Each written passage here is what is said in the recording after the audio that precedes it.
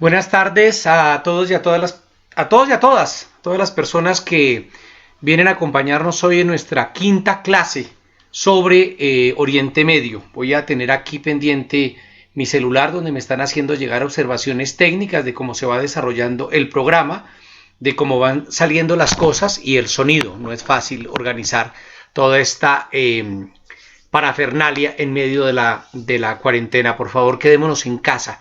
Mientras llegan las personas y se van acomodando, así como en los salones de clase, que la gente llega tarde y va buscando la silla, les voy a contar un poco los regalos que tenemos para el día de hoy.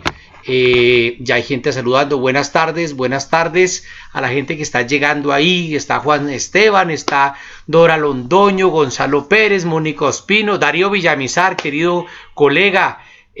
Por supuesto mandaré la dirección bueno, están los de Mauricio Castellón, vamos llegando ahí todas las personas. Para hoy hay varios regalos especiales. El primero es un artículo sobre el tema. Es un artículo que publiqué en la revista de la Universidad Javeriana que se llama Vueltas y Revueltas del Mundo Árabe. Fue un artículo que sacamos en esta revista. Entonces en mi página web victordecurrealugo.com lo pueden bajar gratuito. Este es un artículo interesante porque les da los hechos, es el análisis de los hechos del 2011, comienzos del 2012, de ese fenómeno tan interesante llamado las revueltas árabes.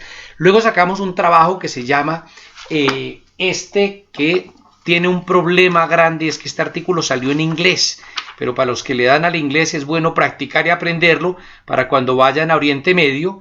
Y eso es importante, es un artículo que salió en esta revista sobre los mitos monocausales, las explicaciones monocausales de las revueltas árabes. Lo vamos a desarrollar también en la clase de hoy. Hay un tercer obsequio que es de esta revista, un trabajo que se llama 9 enseñanzas preliminares de las revueltas árabes. Finalmente un artículo en la revista de mi querida universidad donde soy egresado, Análisis Político de la Universidad Nacional de Colombia, que se llama ¿Qué pasó, Habibi? O los 7 pecados de las revueltas árabes. Habibi es una palabra árabe para decir querida. Entonces, ¿qué pasó, querido? Me inspiré en el texto aquel de ¿qué pasó, camarada? Cuando alguien evaluó con mucho cuidado lo que pasó en la caída de la Unión Soviética. Entonces, por eso decidí colocarle ese título. Y finalmente, lo más interesante de los regalos de hoy, esos 4 regalos que hay en la página web, es el regalo de este libro. Se llama Las revueltas árabes, notas de viaje, lo publicamos con Le Monde Diplomatique, y este libro tiene una gran virtud, y es que fue escrito al calor de los hechos. Eso también es un defecto, pero fue mis viajes por Siria, por Líbano, por Jordania, por Egipto, y las columnas directas desde allí reportando lo que eran las revueltas árabes. Entonces, sobre esa base es que hoy pues estamos llenos de regalos. Saludos desde Medellín, dice Wilder Cardona. Bueno, vamos recibiendo más gentes. Mauricio Castellón me pregunta en qué página. Hombre, en mi página web, victordecurrealugo.com, hay una sección de cursos y ahí quedan regalados los artículos, ya están, y los libros que hemos ido regalando. Entremos entonces ya de lleno a las 6:05 a hablar de las revueltas árabes. Antes de la primera transparencia, antes de cualquier cosa, les quiero contar lo importante que fue aquello. Las revueltas árabes fue un experimento social que no acabamos de analizar. Es peligroso cuando la gente dice ya se acabaron. Recuerden que la revolución francesa demoró en total como 40 años. Es prematuro a veces sacar conclusiones tan rápido de todo lo que fue aquello, pero les quiero contar unos antecedentes. Lo primero, que el mundo árabe durante muchos años, esto que veíamos de Oriente Medio, estuvo gobernado por personas que se apoltronaron en el poder. Entonces lo decíamos, el señor Gaddafi, el señor Nasser hasta que murió, el señor Sadat hasta que lo mataron, el señor Mubarak, el señor Hafez al-Assad en Siria y le heredó eso a su papá, el señor Ben Ali en Yemen se perpetuó. Y bueno, entonces tenemos unos casos de gente que se quedó apoltronada en el poder. Segundo elemento, una gran cantidad de jóvenes, 50% de la población menor de 25 años en esta región del mundo, llenos de expectativas. Otra cosa importante que no hay muchas referencias, y es la cantidad de organizaciones sociales que se fueron dando. Entonces estoy hablando de organizaciones tipo la Junta de Acción Comunal, su equivalente, de la Asociación de Padres de Familia, del Grupo de Deportes del Barrio. Todo este grupo de lo que llamamos hoy sociedad civil empezó a crecer de una manera brutal, organizarse de una y de otra manera hasta que logró unos niveles de organización muy altos. Eso es una cosa bien, bien importante. Y entonces luego de eso nos enfrentamos con otra cosa, y es que a partir de los años 90, ustedes se acuérdanse del famoso consenso de Washington y las políticas neoliberales. En el Oriente Medio y en el mundo árabe, digamos que la gente se aguantaba ciertos gobiernos que eran un poco más verticales, donde había un partido único, donde la democracia era bastante discutible, lo que llamaban las elecciones del 99%, porque aquellos eran reelegidos con el 99% de los votos, y la gente más o menos aguantaba. No quiero decir que se aguantara, se resignara, sino que aguantaba en medio de esas vicisitudes. Pero a partir especialmente de los años 90 y ya de este siglo, se empieza a dar un fenómeno interesante, que es la ruptura del Estado social.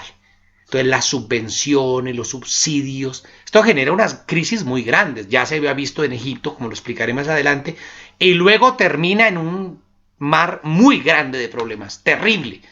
Esa conjunción entre la falta de libertades civiles y políticas, la falta de democracia y la ausencia del Estado, la privatización y la represión llevó a un estallido social que es al que nos vamos a referir hoy. Carlos, regálame la primera imagen. Yo no suelo decir primavera árabe por una cosa terca, y es que primavera es un nombre con que se denomina la primavera de los pueblos por allá en el siglo XIX, en Europa, a mitad del siglo XIX. Y me parece que asimilarlo es negarle la originalidad que tuvo esta serie de manifestaciones, de revueltas, de protestas en el mundo árabe, y a las cuales me voy a referir. Entonces, teniendo la primera de las diapositivas, empezaré a hablar un poco de lo que es este mundo.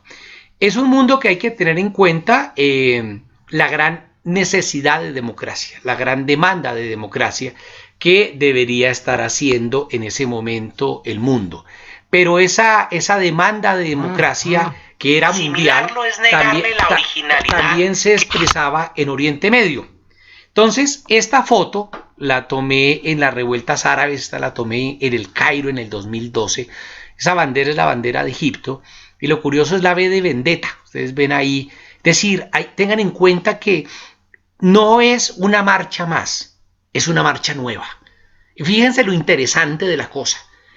No es una revuelta vieja, no era la revuelta vieja con nuevas formas, era una nueva revuelta con nuevas formas, con nuevos jóvenes, con nuevos sueños, ¿sí? Y fíjense lo interesante de cómo echan mano de la simbología, del arte, de la música, de toda una cantidad de expresiones juveniles que me recuerdan un poco las marchas del 21 de noviembre y días siguientes en mi querida Bogotá. Empiezo hablando de 5 importantes mitos de las revueltas, lo que no fueron. La primera era una discusión que tuve con algunos académicos que sostenían que las marchas eran la expresión de la Revolución de Octubre. Es decir, que era algo así como la Revolución de Octubre. Ustedes recuerdan la que hizo Lenin por allá en Rusia un tiempo. Entonces, a lo que nos encontrábamos es con una especie de estallido obrero y popular. No, eso es mentira.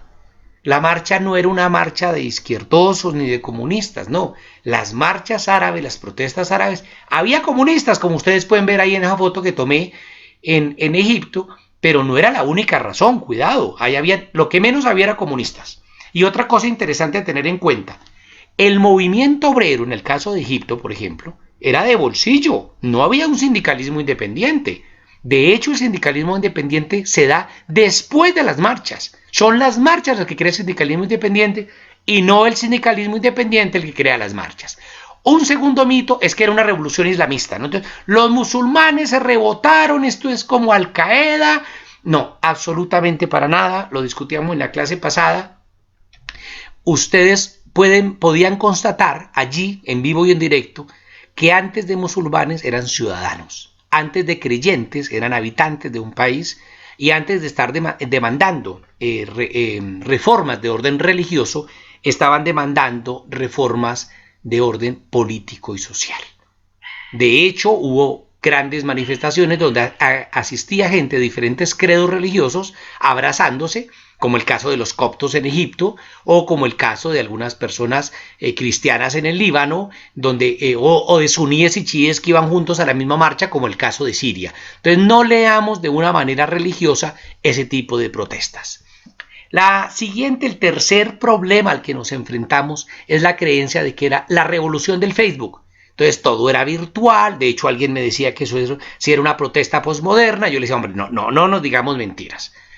El Facebook ayudó como no ayudó. Yo recuerdo entrevistando a los campesinos de las afueras de Amán, en Jordania. Solo empezaron 300 campesinos y ninguno tenía ninguna aplicación, ni Facebook, ni nada de esas cosas. Entonces no fueron convocados. Ahora, había grupos de Facebook, sí, pero también había grupos de Facebook a favor del gobierno. Cuando en Cairo, por ejemplo, cortaron la transmisión de internet, los muchachos de las universidades se fueron a los barrios y casa a casa fueron arengando para salir a la calle. Entonces es cierto que el Facebook es una herramienta, pero no es la definición posmoderna ni que se tratara de una revolución virtual. Mire, la revuelta egipcia dejó más de 800 muertos. No fueron muertos virtuales, no fue un game, no fue un juego en una PlayStation, fue una realidad. Entonces, bajémosle a veces el volumen con que intentamos sobredimensionar las redes sociales. La siguiente es la teoría de la conspiración. Entonces te decía, no, eso todo fue creado por el imperialismo yanqui, decían unos. Entonces recuerdo, estaba en una embajada cuyo nombre no voy a mencionar aquí en Bogotá, como con unos 20 árabes, y casi todos decían, no, eso es una conspiración, eso no puede ser. Los señores de la extrema izquierda de Voltaire, que es un portal que yo no leo, decían que no, que los que estaban en Libia eran, ¿cómo se llama?, ingleses y franceses con barbas postizas, pero que no había ninguna prueba de que fueran realmente libios. Y del otro lado, se manejaba lo mismo. Entonces el señor Gaddafi salió a decir que eran unos borrachos, alcohólicos, drogadictos. Bashar al-Assad dijo lo mismo. Mubarak dijo que eran terroristas. Y todos se acusaban, pero ninguno quería reconocer de estas dos lecturas radicales. Ninguno quería reconocer lo que había en el fondo. Y lo que había en el fondo era un problema de justicia social y política muy grande. Y lo otro, el último comentario, es el mito de la guerra por el petróleo. Hombre, con esto han querido, así como decíamos que la religión musulmana no define todo, el petróleo tampoco define todo. Palestina, por ejemplo, no tiene petróleo. Egipto no tiene petróleo, tienes gas. Y el petróleo libio, pues ya en su inmensa mayoría ya era de extranjeros. Entonces no era que querían robarse el petróleo de los libios. Sobre esto hay muchas discusiones, pero preguntémonos qué tan cuidadoso es responder solo con una variable, así sea económica o cultural o religiosa, cuando analizamos una guerra y no lo miramos como algo multivariable. Vamos entonces a empezar con 3 escenarios. El primer escenario que les voy a mencionar es Túnez. A pesar de que Túnez no es de Oriente Medio, allí empieza todo. Luego vamos a hablar rápidamente de Egipto y finalmente vamos a hablar de Siria. Pero de Siria solo lo que corresponde a la revuelta, porque Siria merece un capítulo especial, una clase especial por lo de la guerra. Entonces, los movimientos sociales fueron los determinantes en Túnez. Allí es el movimiento social el que se la juega en la calle y el que se coloca al frente de las revueltas. ¿Qué es importante conocer de Túnez? Miren, Túnez es un país que en su crisis, en su momento de crisis, tiene un desempleo oficial como del 36%. Túnez ha privatizado 205 empresas públicas, 205 empresas. Entonces, con esa privatización y con ese desempleo y con esa falta de ayudas sociales, la gente ya no podía más. Por eso es absolutamente tonto cuando el Fondo Monetario Internacional salió a decir, hombre, lo que hay que hacer en Túnez es un proyecto de privatización para modernizar el Estado. O sea, más o menos aumentar las causas del conflicto sobre pretexto de salvar el conflicto. Y miren que es un país chiquitico, lo ven ustedes en África, no es un país muy relevante, la mitad está en arena, produce aceite de oliva, no produce muchas cosas, pero es un país encantador. Si algún día pueden ir ahí en las afueras de la capital, queda la famosa ciudad de Cartago, queda allí. Entonces, esto estaba bajo uno de los famosos líderes del que creó la Túnez moderna. La Túnez moderna es creada por este hombre, es el que la moderniza hasta el 85, está en el poder y él tiene esta frase tan bella. Y aquí se refiere al yihad pequeño, o sea, la guerra. Y él dice, el yihad no se hace contra el infiel, sino contra el subdesarrollo. Es contra la pobreza que debemos pelear. Y él hace un intento modernizador de la situación de Oriente Medio, de Túnez, intenta darle un aire modernizador, pero finalmente llegamos a una situación bastante problemática porque aparece este señor Ben Ali. Creo que ahorita cometí un error, iba a decir Saleh y dije Ben Ali. Saleh es el de Yemen, Ben Ali es este señor de Túnez. Y aquí, pues este señor, miren el prontuario que tiene, él no tiene hoja de vida sino prontuario, fue el responsable de seguridad militar, fue la persona al frente de la represión sindical tan violenta que se dio durante un periodo allí en Túnez, fue ministro de la Seguridad Pública y finalmente da un golpe de Estado y se queda con el poder, como muchos otros en la región.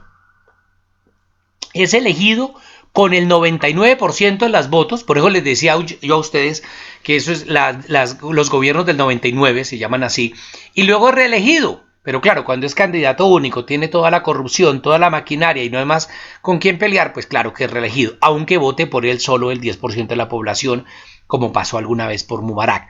Es responsable de privatizaciones y de una gran corrupción y sale del poder el 14 de enero del 2011. Pero antes de esta salida hay varios elementos que quiero tener en cuenta. Primero es cuál es el detonante, llaman los teóricos, al hecho de esta revuelta. Claro, recordemos varias cosas. Primero que Túnez es un país árabe, es decir, el concepto de familia extensa también lo determina, no es individualista como nosotros. Y este es un joven, Mohamed Bouazizi. Mohamed Bouazizi es un muchacho que fue a la universidad, hizo unos cursitos, creo que hizo una tecnología, y un buen día el hombre estaba vendiendo pedazos de frutas, tajadas de frutas en la calle, y llegó una mujer policía y lo ofendió y lo humilló, y él se da cuenta que sus estudios no sirven para nada, se da cuenta que está atrapado vendiendo frutas sin poder hacer nada, y entonces toma una decisión brutal que no es muy común, se observa más en los monjes en Birmania, por ejemplo, y es inmolarse. Inmolarse no poniéndose una bomba, sino echándose candela, y se prende candela. Pero Mohamed Bouazizi se prende candela y se convierte en el símbolo del desespero. Un joven tunecino afectado por un Estado que lo abandona, unas políticas neoliberales, un gran nivel de privatización. Queda, como ven ustedes en la foto en la derecha, ahí está el señor Ben Ali tomándose una foto, el presidente, como suelen hacer siempre, tomarse fotos con los más pobres para conseguir votos. Y este muchacho se convierte en el símbolo de una protesta. Él deja un texto que yo copié de su Facebook y dice así, lo copié de su Facebook y dice: estoy de viaje, madre, perdóname, reprochar y culpar no será útil, estoy perdido y esto está fuera de mis manos. Perdóname si yo no hice lo que me dijiste y desobedecí. La culpa es de la época en que vivimos, no me culpes. Ahora me voy y no voy a volver. Fíjate que no he llorado, no han caído las lágrimas de mis ojos. No hay más espacio para reproches o culpa en la época de la traición. Y este letrero lo deja él colgado a manera de despedida, luego va e intenta suicidarse y finalmente fallece. Bueno, esto se hace viral. Y entonces la gente empieza a salir a la calle de una manera brutal.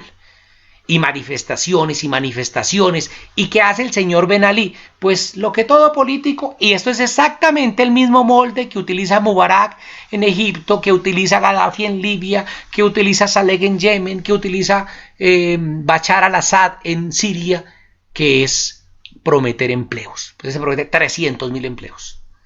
Y promete subsidios. Y además, al tiempo, represión. Y la represión es brutal. Pues gente asesinada, toques de queda, y la gente sigue en la calle hasta que el 14 de enero ya no se puede más y le toca irse. Lo reemplaza como por 6 horas un señor que se denominó Monsieur Oui Oui, porque le decía oui oui, o sea, sí a todo el mundo, que es Mohamed Ghannouchi. Ven, casi todos se llaman Mohamed allí. Y Fusa Mebasa toma el poder el día siguiente, dice, tenemos que romper totalmente con el pasado. Fíjense que hay unas enseñanzas. Primero, que son movimientos sociales. Segundo, que el gobierno entendió que no podía forzar la cuerda porque aquello iba bastante mal, podría terminar en una masacre.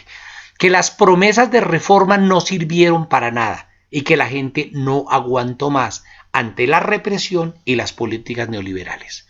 Y luego, ese mismo año, o sea, las revueltas empiezan en diciembre del 2010, y ya en diciembre de 2000, en octubre de 2011, tienen unas elecciones. Pero además elecciones que fueron maravillosas, con una participación de la gente muy grande. En Libia pasó algo así. En Libia, fíjense que quien gana con el 49% de los votos es una coalición que dirige el Partido Liberal. O sea, no es cierto que los islamistas hayan ganado, los agentes del imperialismo yanqui, no. Había una sed de democracia muy grande, de querer realmente participar de la democracia, entendiendo por democracia, como lo decía en la clase pasada, fundamentalmente el deseo de participar tanto en las elecciones como de tener derechos sociales.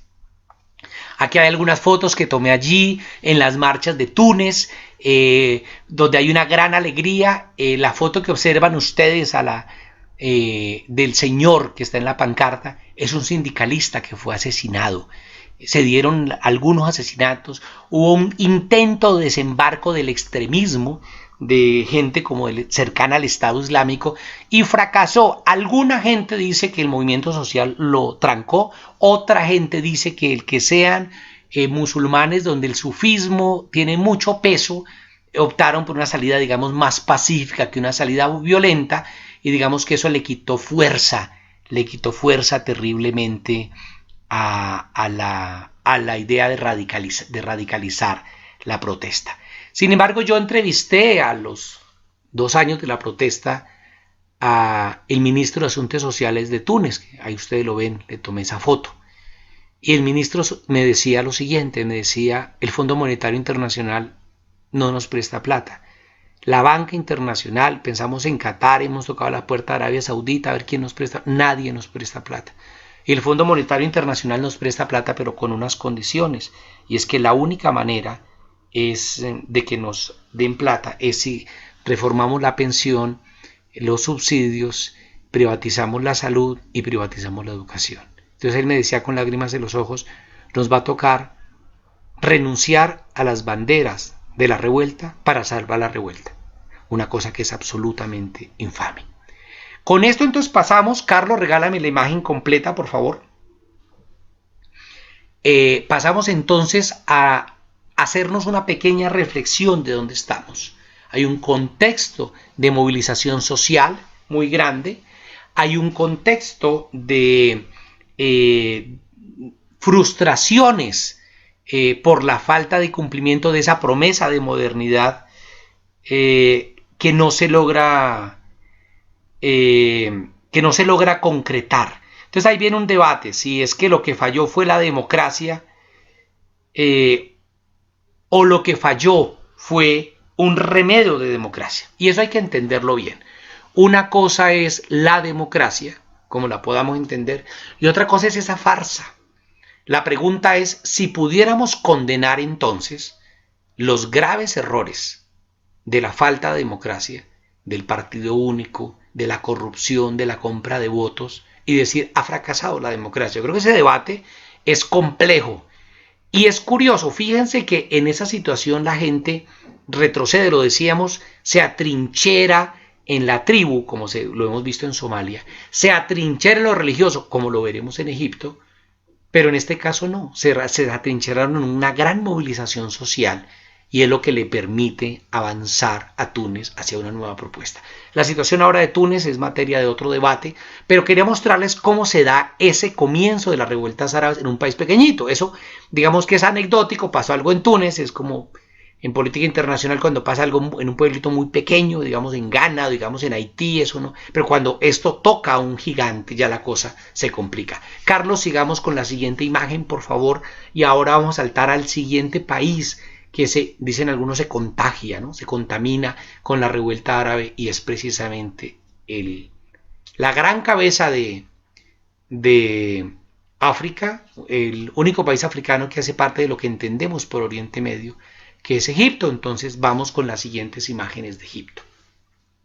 Claro, esta revuelta se da en diciembre del 2010 hasta enero del 2011. En enero del 2011 cae Túnez y para alguna gente ya como que la cosa queda allí. Pero el ejemplo no es simplemente de contagio, es que sí hay una gran deficiencia democrática que comparten tanto los tunecinos como los egipcios, como los libios, como los sirios, como los iraquíes, como los jordanos, y se van a la calle. Entonces empezamos viendo aquí una imagen de eso que fue un intento de lucha pacífica. No fue del todo pacífico porque hubo muertos, más de 800 muertos, pero interesante, digamos que estuvo más cerca a una salida pacífica. Bueno, Egipto, cuyo nombre en árabe es Misr, no es Egipto, en árabe no se dice Egipto, es una palabra occidental, tiene un antecedente muy importante y ustedes lo ven ahí en la pantalla. En enero de 1977 hubo las revueltas del hambre, y es que el presidente de ese entonces, que era el señor Al-Sadat, decidió quitar los subsidios, haciendo eco de políticas neoliberales. Acuérdense que esas políticas se dieron desde los 70 en Chile y en algunas partes del mundo. Bueno, el señor Al-Sadat tomó esa decisión y durante 3 días, hasta el 20 de enero, estuvo prendido a Cairo. La gente salió, protestó y digamos que es la primera revuelta que yo recuerde contra medidas neoliberales, ¿no? Valdría la pena de anotar el Caracazo, por ejemplo, de Venezuela del 89, que hace parte de lo mismo, ¿no? Un recorte brutal y masivo de subsidios y de ayudas, se dispararon los precios de la comida y del transporte y la gente salió a la calle y el gobierno tuvo que dar el paso atrás y volver a establecer los subsidios. A mediados ya de la década pasada, hubo una asociación de obreros del textil que intentaron junto con el movimiento estudiantil hacer algunas protestas, pero no dejaron de ser anecdóticas. El 25 de enero, que curiosamente es la fiesta de la policía egipcia, dicen las malas lenguas que alguien citó por Facebook, otro dijo que no, que había sido una cosa organizada desde YouTube. Bueno, ahí hay una serie de mitos, pero lo cierto es que alguien convoca al 25 de enero a nos vemos en la Plaza Tahrir, la Plaza de la Liberación, traduce Tahrir. Y entonces resulta que pues la gente dice, así como cuando uno dice, hombre, a ver quién nos vemos allá, el cacerolazo. Y resulta que hubo más gente de la esperada, pero muchísima gente. Y aquello fue cientos de miles de personas y todo el mundo quedó asustado. Pero el 26 seguían allí, el 27 seguían allí y ya el 28 la organización política más grande de la oposición egipcia, que mencionamos la clase pasada, los hermanos musulmanes, se volcaron por completo. 3 días después se vuelcan y organizan carpas, y estoy hablando de millones de personas, y eso lleva a la caída finalmente, en menos de un mes, de Hosni Mubarak. Hosni Mubarak, que llevaba en el poder desde el año 1980, apoltronado ahí, de pronto ve que aquello se diluye, que aquello se cae. Como dice mi amigo Juan Manuel Roca en un epígrafe que yo utilizo en el libro, Juan Manuel dice, con coronas de nieve bajo el sol cruzan los reyes. Pues así, se les va derritiendo la corona a estos señores y van cayendo uno por uno. Pero claro, esa caída, cae Mubarak, y tanto antes como después las marchas siguen en esta legendaria Plaza Tahrir. Y hay 2 sectores fundamentales. Uno, los obreros que empiezan a darse allí con mucha fuerza. Digamos que hay una sed de justicia social. Y las mujeres que se vuelcan también a la calle con un sector importante de la movilización. ¿Quién se queda con el poder? Pues con el poder se queda un gobierno de transición. Vean esta foto tan particular, dice la traducción del texto en árabe sería: los jóvenes de la revolución apoyan la libertad sindical. Fíjense que el sindicalismo no fue tan determinante y no sé si logran ver que atrás de la foto de la niña hay una mujer que está cubierta con ropa musulmana que veíamos en la clase pasada, casi que pasa desapercibida. Y es este señor, también se llama Mohamed Tantawi, quien se hace con el poder como un gobierno de transición. Fíjense que ahí hay una cosa interesante. Mientras la policía se dedicó a agredir a los manifestantes, el ejército hizo una cuenta, se dijo, no, yo como que mejor me espero a ver qué pasa, se declaró neutral y después se erigió como la alternativa, como los cuidadores de la revuelta. Esto tiene mucho de tramposo porque, hombre, es el ejército el que estaba en el poder en Egipto desde el año 52 y ahora aparecen como los buenos de la película.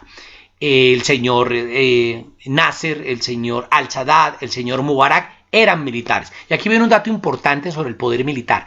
Se cree que, o los datos disponibles hablan de que en ese momento, en el año 2011, el 60% de las industrias públicas pertenecían al ejército, a las fuerzas militares. Es decir, las fuerzas militares son un poderío militar por definición, pero además económico, era un emporio económico, pero además tenían el poder político, gobernaban desde el 52. Entonces fíjense ustedes que lo que hay allí realmente es una dictadura económico-militar y el ejército pues actúa claramente al servicio de esos intereses. Pero bueno, no habiendo más, la gente de la revuelta acepta que Mohamed Tantawi sea el gobierno de coalición, pero este gobierno de coalición promete hacer unas elecciones y ahí nos vamos entonces a un escenario diferente.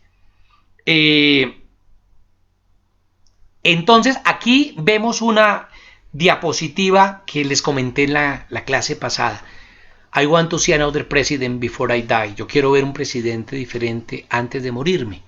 Y era esto, un deseo de democracia con todo lo que eso implica. Para mí esta foto, que la tomé allí en Cairo, representa el resumen de las revueltas árabes. Y bueno, y nos fuimos a unas elecciones presidenciales.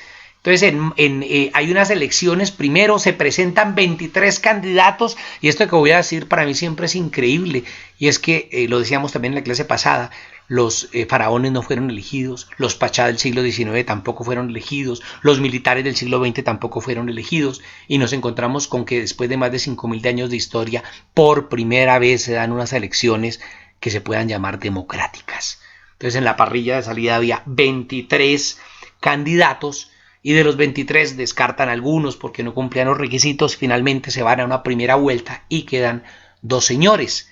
Un señor que es el que representa el candidato de los militares, el candidato del continuismo, el candidato de Mubarak, a pesar de que Mubarak está fuera del poder. Eso de que otro voten por el que Mubarak diga, pues también se vio allí. Y el otro que se llama un señor, también Mohamed Morsi. Mohamed Morsi es el candidato del principal grupo de oposición política, que es la Hermandad Musulmana. Entonces nos fuimos para las elecciones con esos dos candidatos a la segunda vuelta. El candidato de los militares, Shafiq se llamaba, y Morsi, el candidato de la Hermandad Musulmana. Pero Morsi en su momento plantea un discurso donde incluye a las mujeres, a los liberales, a los jóvenes, a los socialistas, a los de otras religiones, a los coptos, cristianos. Entonces parece que hace un frente, fíjense, donde el país, Egipto, es más importante que la religión o que la cultura, y eso realmente resulta tentador. Yo llegué al Cairo, estas fotos son cuando llegué yo al Cairo, el día antes a las elecciones, se dieron las elecciones, ahí está la foto del candidato Mohamed Morsi en manos de una mujer musulmana y el gobierno de Tantawi, el gobierno de transición, dice, no hombre, aquí no, yo no voy a, no estamos seguros que se pueda garantizar que las elecciones llevadas a cabo sean determinantes para la política del país. Claro, apenas dicen que se van a robar las elecciones, los hermanos musulmanes, la hermandad, llaman a la plaza Tahrir y en 2 o 3 días teníamos ya varios millones durmiendo en la plaza y sus alrededores esperando el resultado. Y dio el miércoles y el jueves y el viernes y por fin el gobierno dijo que el domingo anunciaría el resultado. Yo creo que uno de los momentos más bellos de mi experiencia en Oriente Medio fue estar allí ese domingo cuando anunciaron el resultado, una plaza en absoluto silencio, millones de personas absolutamente calladas esperando el resultado y estas fotos que ustedes observan es en el momento, yo estoy con Hassan, el que está en la foto, Hussein, el que está en la foto y en ese momento me dicen, anuncian que el ganador es Mohamed Morsi de la Hermandad Musulmana. y aquello se convierte en una fiesta y hasta las 6 de la mañana eso es una rumba corrida para que nos entendamos y hay gente que reza y que llora, ven ahí en la foto a alguien que se echa a rezar, otros a llorar, a gritar, porque se ha logrado un cambio democrático en Egipto, un cambio democrático logrado en democracia con una participación electoral como nunca en la historia de Egipto y una esperanza que se abre. ¿Cuál es el problema? Que esa esperanza que se abre, el jefe de la hermandad musulmana, que ahora es el presidente Mohamed Morsi, entrega su carné y dice: yo renuncio a ser de la hermandad musulmana para convertirme en el líder de todos los egipcios y egipcias, pero 6 semanas después, cuando está haciendo el gabinete, nombra solo varones de la hermandad musulmana. Los liberales no caben allí, las mujeres no caben allí, los coptos no caben allí, y empieza a gobernar para la religión, para su propia agenda religiosa. Y eso pues es visto como una traición y no logran articular la propuesta de nación que habían soñado.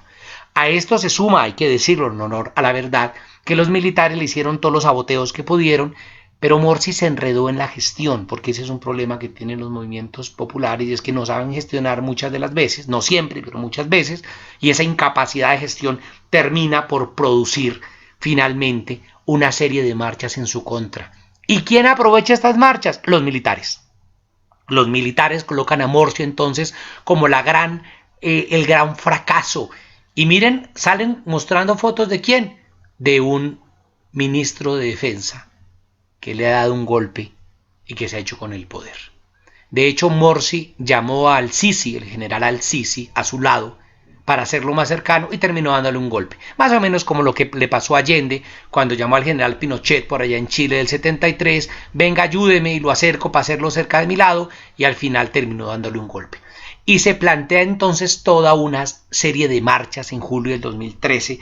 Allí estaba yo en la plaza Rabadahuilla, una plaza muy famosa, donde miles de personas, ustedes pueden ver en las fotos, esas fotos las tomé allí, concurrían a exigir la democracia.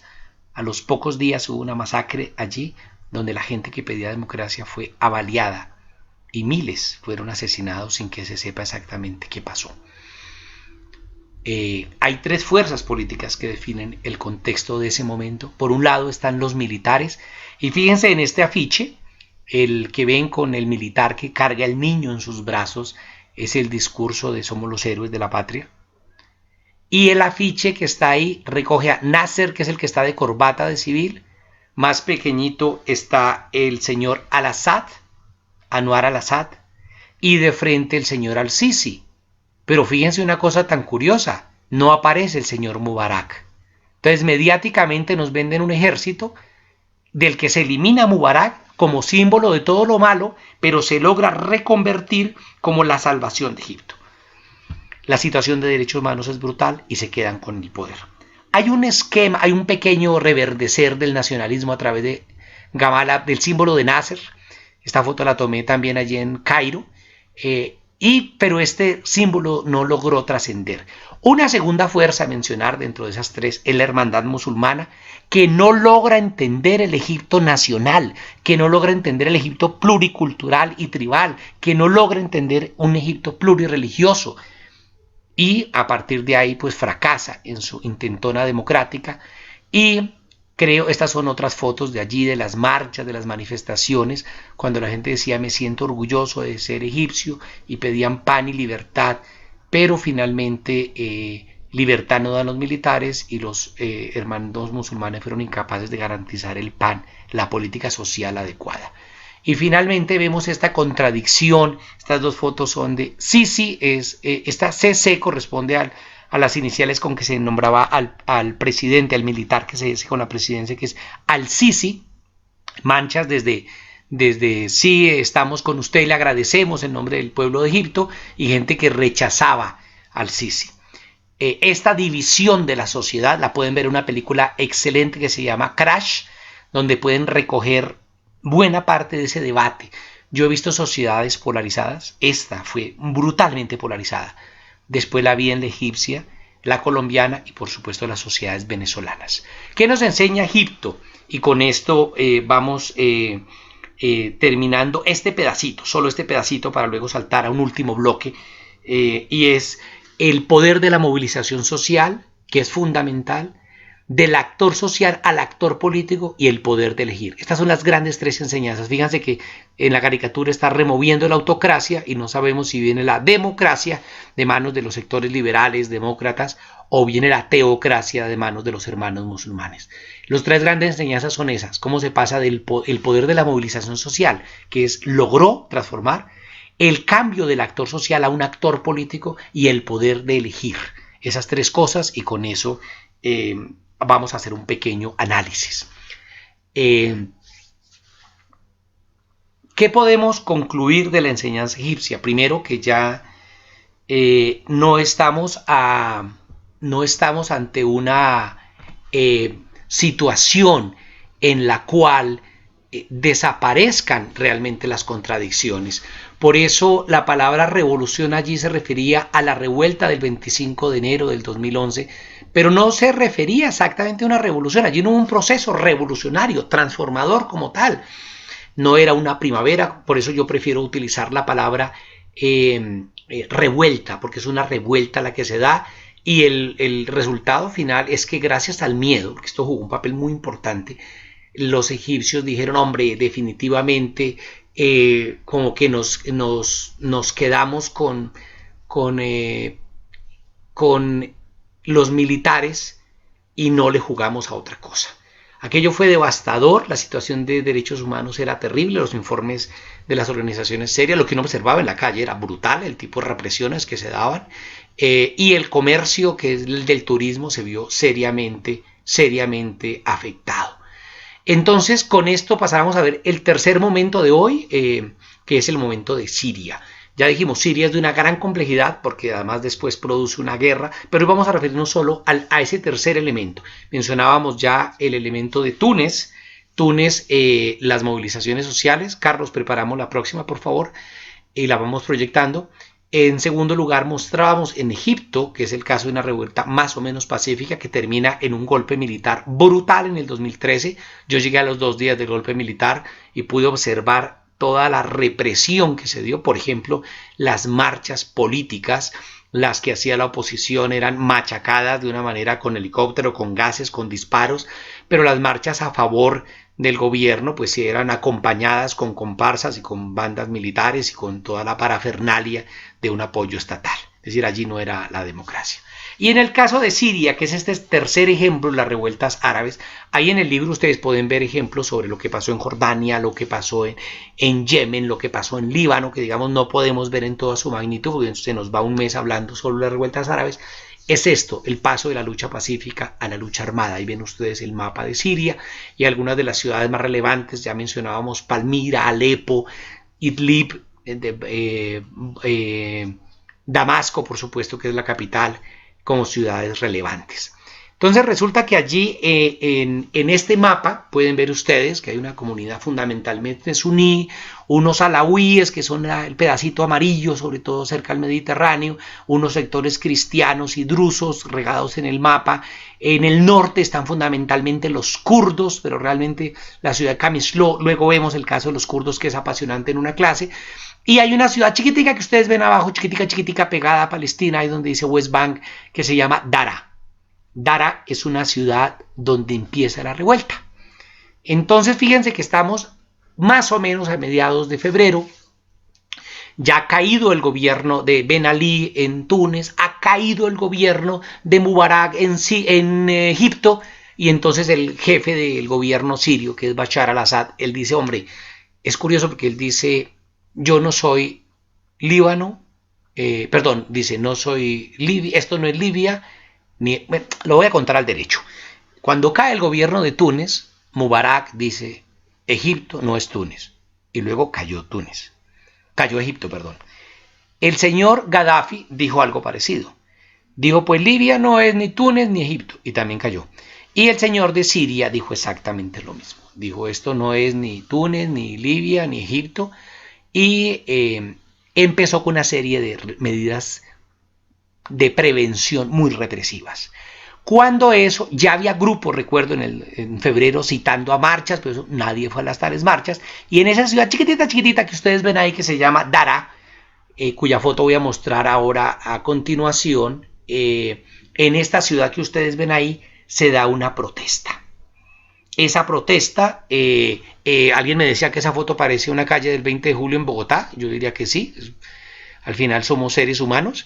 Se da una protesta por lo siguiente: un grupo de muchachos, oyendo las revueltas en Libia, las revueltas en Túnez, en Egipto, decidió hacer unos grafitis, y esos grafitis decían abajo el dictador, no sé qué, y la policía los capturó. Los muchachos fueron torturados, sometidos a violencia física, golpeados. Dicen que a algunos les cortaron un pedazo de la nariz, bueno, eso de las orejas, bueno, en fin, ahí hay como varias versiones. Esta historia me la han contado mucha gente de muchos lados, en muchas partes. Es decir, me la han contado refugiados de Siria en Líbano, en Jordania, en Irak y en la propia Siria y en Turquía. Así que yo la doy por válida. Mucha gente de la oposición dice, no, no, eso es un mito, eso nunca pasó. Pues aquello pasó. Y la gente organizó como una, no una marcha, como una procesión, pero decirle, oiga, a la policía, a la estación de policía de Dara, devuélvanos los muchachos. Y la policía abrió fuego y mató como 14. A partir de eso, el gobierno tuvo que pronunciarse. Entonces sale el señor Bashar al-Assad a pronunciarse, y lo que él dice es que se trata de grupos terroristas pagados por la CIA. Y esos billetes y esas granadas que ven ustedes allí es presentado como la gran prueba del fracaso, de que todo se trataba del imperialismo yanqui. Aquello no aguantó un debate serio. Yo recuerdo que yo llegué el 30 de abril a Damasco, y hablando en el mercado de Damasco, ahí cerca de la mezquita de los Omeya, me decía un mercader, un vendedor, ya entrado en confianza, me decía, mire, Bashar al-Assad lo que tenía que haber hecho, decía él, era haber ejecutado a los 5 policías que mataron a esa gente, y ya con eso Bashar se hubiera ganado el cariño de su pueblo. Pero lo que hace Bashar al-Assad es ordenar la represión contra las bandas terroristas, y se disparan una serie de manifestaciones en todo el país. Mayo de marchas, abril de marchas, mayo de marchas, y aquello empieza a complejizarse, y Bashar al-Assad intenta llamar a un diálogo, pero llama al diálogo con la oposición que le gusta, con la oposición de sus amigos, no con la oposición nacional. Y luego se dan unas masacres terribles que llevan a una radicalización de sectores. La oposición siria, que está en el exilio, se organiza y crea una cosa que se llama el Consejo Nacional Sirio. Ellos no era que estuvieran buscando dirigir, ellos eran algo así como un intermediario entre el poder, como un vocero internacional de los grupos que estaban protestando dentro de Siria. La mitad de estos 140 delegados eran personas que estaban en la clandestinidad, su nombre no se podía saber, porque empezamos a ver una práctica, y es que si alguien era líder o lideresa, le buscaban a su familia y le jodían a su familia, le pasaban factura a la familia, con detenciones. Entonces muchos de ellos estaban prácticamente clandestinos, intentaron crear una coalición que le diera cuerpo a eso. Mientras tanto, en el territorio se dan dos cosas. Por una, la formación de unos comités locales, que eran como una junta de acción comunal de la gente. Unos se fueron a las armas, otros que seguían la ruta pacífica, pero seguían matando gente en las manifestaciones, seguían deteniendo gente, y un sector del ejército se levantó en armas y se llama el Ejército Libre Sirio, el Free Syrian Army en inglés, que es un sector del que hablaremos cómo evoluciona de ser una propuesta bastante laica y democrática a convertirse en otra cosa, pero eso lo veremos en la clase del Estado Islámico. Grupos armados en Damasco, una serie de cosas. La Liga Árabe suspende a Siria y llama a una observación internacional que fracasa. La ONU envía de enviado especial a su antiguo secretario general, que vaya ya, Kofi Annan, va a hablar con el señor que está en la foto, que es el señor Bashar al-Assad, y aquello no funciona, y el pueblo sirio se queda a la diestra de Dios Padre, diría el novelista. Luego se dan unas masacres, especialmente las de Homs y Hama, del año siguiente, y aquello en el 2012 adquiere un nivel brutal. Es decir, la revuelta árabe terminó en una radicalización. Hay que reconocer, como me decía en Beirut, en unas entrevistas que hacía con refugiados sirios, cómo empezaron a llegar también fusiles y la oposición empezó a armarse. ¿De dónde salieron esos fusiles? No es claro, mucha gente apunta a Arabia Saudita, a las monarquías del Golfo Pérsico. ¿Por qué? Porque quieren tumbar al gobierno de Bashar al-Assad, porque unos son suníes y los otros chiíes. Ahí vuelve a aparecer la agenda religiosa. Lo cierto es que aquello se militariza, muchos militares desertan. Hay un momento en que el ejército libre sirio tiene 24 generales en sus filas y empieza a darse una guerra de guerrillas donde tenemos por un lado el ejército libre sirio, por el otro lado el gobierno cometiendo unos actos brutales, especialmente cuando a finales de ese año empiezan a usar armas químicas. Todo esto me referiré en detalle cuando veamos la revuelta, la situación de Siria, y luego de esto un gran flujo de refugiados. Esta foto es de unos refugiados ahí en la frontera, y esto es en el territorio turco. Con ellos los entrevisté en la región de Hatay, en el sur de Turquía. Esta es una familia kurda, curiosamente, y van saliendo miles y cientos de miles a buscar ayuda. Dentro de esos que salen huyendo, buscando ayuda, me encuentro a este sujeto que se llama Ghatan Sleiba. Ghatan Sleiba es un periodista del régimen, un periodista oficial, un publicista del gobierno. Y yo lo encuentro, lo logro entrevistar en la frontera entre Turco-Siria. Y bueno, le hago una entrevista que aparece además en las páginas, en mi página web está. Y una de las preguntas que le hago es, ¿qué es lo más duro que hiciste? Y él con mucha vergüenza me dice que llegó a interrogar víctimas teniendo él detrás un soldado apuntando. Y las víctimas tenían que decir era aquello que se les decía que tenían que responder. Y él me dice, yo les daba las preguntas y también les daba las respuestas. Entonces todo el cuento aquel de que es que todo fue una obra del imperialismo yanqui y que todos los de la oposición eran del Estado Islámico, no, la cosa hay que verla con mucho más cuidado. Y lo que me enseñó el terreno de estar allá, de entrevistar a la gente, es que sí hubo un sector que realmente apostó de una manera democrática por una salida. Dentro de ellos está este señor que se llama Khaled Joya. Khaled Joya es un médico bastante joven y fue de la gente que se comprometió a organizar el Consejo Nacional Sirio y luego la Coalición Nacional Siria, como unas formas organizativas. Estoy discutiendo con él, había una esperanza en el 2012 de que una vía armada rápida lograra una derrota militar del ejército sirio y una reorganización del Estado. Pero como veremos después aparece un tercer actor entre los rebeldes pacifistas y en guerrilla versus el gobierno apoyado por Irán. Luego explicaremos estas alianzas en la clase de Siria, pero aparece un tercer actor que desbarajusta todo, que es el Estado Islámico. Entonces aquí vemos este paso, la foto que ustedes observan, que no se ve bien, que es unas columnas de aire, de humo, perdón, esas columnas de humo corresponden a la ciudad de Dara, en abril del 2011. Y la foto que ve en la siguiente es un miembro del Ejército Libre Sirio con los que estuve en el verano del 2012, casi más de un año después. Esta es entonces el panorama que tenemos del Estado Islámico, del conflicto de la revuelta siria, y pasaríamos a unas últimas consideraciones. Te pediría, Carlos, que me regales un poquito de imagen. Finalmente, entonces, podemos ver lo que significa el trasegar a través de tres universos claros: el universo del Estado Islámico, estoy obsesionado hoy con el Estado Islámico, lo he mencionado todo el tiempo. Por un lado tenemos el universo de Túnez, donde nos enseñan cómo una política neoliberal determinó. En el caso de Egipto también había un desmonte de los servicios, y en el caso de Siria todo el desmonte de las ayudas sociales se da del 2000 al 2010. Una manera brutal, el desmonte de todo el Estado social. Y eso explica en buena parte las revueltas en estos tres países. Fíjense cómo la dirige movimientos sociales. En Egipto la dirige una organización política que son los Hermanos Musulmanes, que eso es positivo sí en cuanto tiene una vanguardia identificada, pero es un gran fracaso porque excluye a los demás.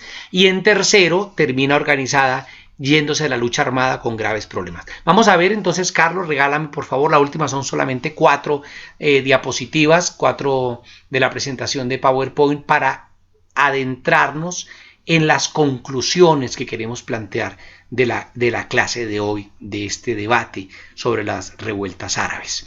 La primera cosa que yo creo que hay que mencionar, viendo ya las imágenes, es tener en cuenta que es un proceso político que muestra el acumulado de descontento social de años. Se dio también en Irak, pero allí no fructificó tanto por la guerra. Fíjense, la guerra desplazó la revuelta árabe. En Líbano no se dio porque hay un equilibrio religioso muy frágil y la gente dijo, mejor no juguemos con candela. Y en Jordania también por una razón similar. Es decir, pero también en el mundo de Sudán, por ejemplo, que queda abajo de Egipto, también hubo revueltas. En Marruecos, permítanme decirles algo de Marruecos. Marruecos fue fenomenal el manejo que le dio Mohamed VI. No quiero decir que sea bueno, quiero decir que fue fenomenal. Mohamed VI habló con la oposición y dijo, ¿qué quieren? Y la oposición dijo, no, pues queremos régimen parlamentario. Y Mohamed VI, el rey de Marruecos, dijo, pues sí. Y queremos participación de la oposición en los ministerios. Pues también. Y queremos tal cosa. Pues les dijo que sí a todo. Mandó recorregir la constitución en cosa de meses. Había una constitución nueva. Les dio gusto en todo, pero se quedó con el poder. Entonces fíjense que la táctica de Mohamed VI es de lo más brillante y perverso que yo he visto en las revueltas árabes. Entonces no tuvo que matar a nadie y se perpetró en el poder. Ahí hay 4 señores, esa foto es histórica. Señor Ben Ali de Túnez, el que ven con la corbata azul. En la mitad está el señor Saleh, que salió de expulsado de Yemen por su gente. El señor Gaddafi y el señor Mubarak. ¿Por qué no hablé de Libia? Porque yo no he estado en Libia. En este curso solamente voy a hablar de las cosas que haya pisado. De hecho, he pensado en incluir, les decía, Afganistán, Sahara Occidental, Sudán, el genocidio de Darfur, Somalia, regiones que conozco y donde he trabajado. Si no, prefiero que no. Y el señor Mubarak. La siguiente imagen, entonces vamos a hacer un resumen rápido de las lecciones preliminares. Lo primero, que la gente fue capaz de pasar de la indignación a la protesta. A veces nos quejamos, nos parece que algo es injusto, pero eso no nos lleva a la movilización. Allí en el mundo árabe se dio esa movilización. Segundo, que fueron capaces de crear una agenda. Yo les pido que revisen la agenda. Y la agenda era justicia social, libertades públicas. Nada que no esté en la Declaración Universal de los Derechos Humanos. Tercero, que no apostaron a una vanguardia. No dijeron, yo aquí soy el dueño. El único país que termina por crear una vanguardia es Egipto. Y mire lo mal que le fue. Pero en el caso de las marchas de Jordania, de Irak, de Siria, de Libia incluso, de Túnez, de Argelia, no había un deseo de vanguardia, de una organización única, sino que allí estaba todo el mundo, las mujeres, los obreros, los sindicatos, los campesinos, las etnias, todo el mundo revuelto. Y eso es un fenómeno interesante del que tendríamos que aprender. Y lo otro es que no cayó en el discurso del Islam político. No era una revuelta de orden religioso, sino una revuelta de ciudadanos. Unas últimas consideraciones. Por supuesto, la estigmatización fue brutal. Gaddafi decía que todos eran unos marihuaneros, cocainómanos.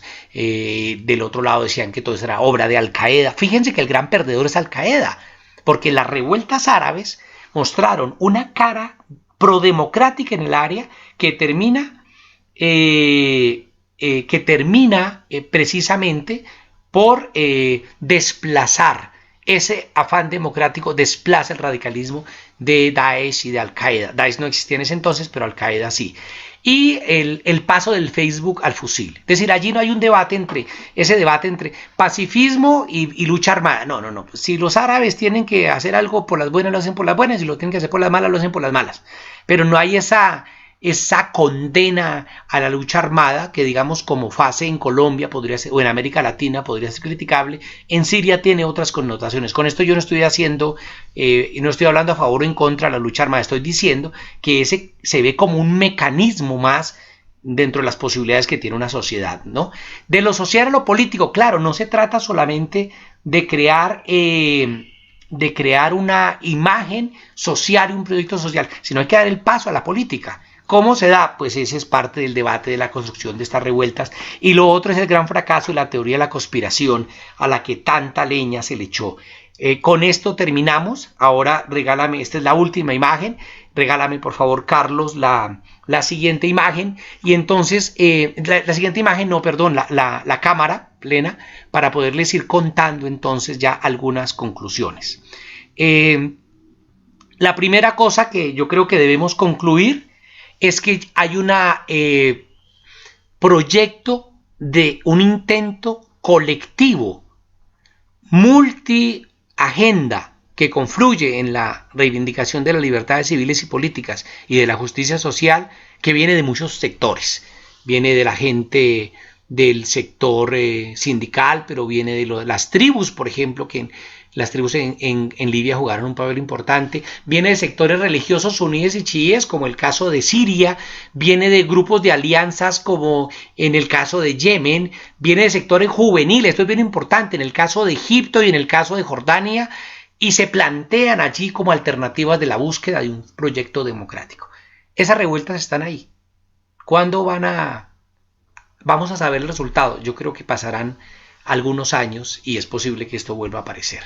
La segunda cosa es el debate de los medios, ¿no? ¿Cómo hacer una transformación social? Pues Bashar al-Assad no lo dejó y lo resolvió a bala. Gaddafi fracasó en su intento de militarizar rápidamente la protesta. Mubarak finalmente cayó, pero creo que aunque son experiencias diferentes de métodos, sí hay una agenda común. Un sujeto político que es variable. Segundo, unos métodos que no andan atados a la agenda, o sea, el cómo no se ata a un qué. Tercero, una movilización social brutal. Cuarto, una incorporación de jóvenes y de mujeres a las luchas sociales. Y quinto, una agenda que está pendiente. ¿Qué pasó después de esto? Que en Túnez el Fondo Monetario no dejó avanzar, que los militares en Egipto se quedaron con el poder, que finalmente la revuelta, tanto la pacífica como la no pacífica, fue aplastada en Siria, que en Yemen priorizaron sus propios debates estructurales previos y su guerra previa a las revueltas árabes, y que hoy por hoy esa agenda queda ahí. En esa frustración, en medio de esa frustración, aparece un actor fundamental y es el Estado Islámico. El Estado Islámico también refleja de alguna manera la frustración de unas sociedades que intentan plantear un esquema diferente de vida. Con esto damos por terminada la charla de revueltas árabes. Por favor, en la página web mía pueden revisar. No dejen de leerse el libro para los debates. Y digamos que ya sé que es una discusión muy somera, muy atropellada. Disculpen por favor los errores y las imprecisiones que haya podido cometer. Y la próxima clase vamos a hablar de Irak, de ese Irak que aparece en los años 20 con el pacto Sykes-Picot y que hoy en día sigue sufriendo la ocupación de Estados Unidos. Muchas gracias.